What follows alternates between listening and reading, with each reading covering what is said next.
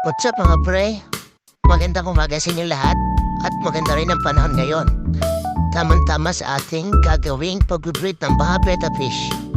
Naihanda ko na rin pala ang ating mga lalagyan. Lagyan na rin natin to ng stock water. Mas maganda ang stock water ang gagamitin natin sa pag-breed.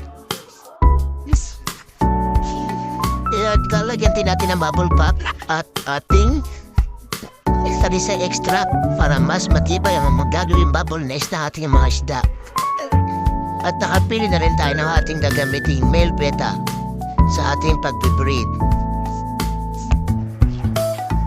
At ang ating mga female betta, nakapili na rin tayo. Yan, ganyan na ang tamang pagdalagay niyan. Dapat nakabukod muna siya sa male betta. Yan, ganyan lang. Hintayin natin bukas kung makakapaggawa ng bubble nest ang male betta. At takpan lang natin para hindi sila maabala at hindi ma-stress ang mga isda. Salamat sa panonood at abangan nyo lang aking mga susunod na video. Happy fish keeping!